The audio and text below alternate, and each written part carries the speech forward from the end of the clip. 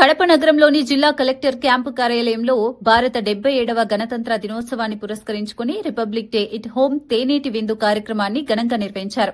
జిల్లా కలెక్టర్ చెరుకూరి శ్రీధర్ అధ్యక్షతన జరిగిన ఈ కార్యక్రమం ఆత్మీయ వాతావరణంలో సాగింది.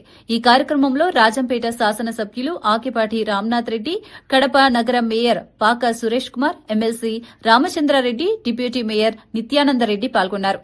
కార్యక్రమంలో భాగంగా ఏర్పాటు చేసిన సాంస్కృతిక ప్రదర్శనలను అతిథులు వీక్షించి ప్రశంసలు తెలిపారు.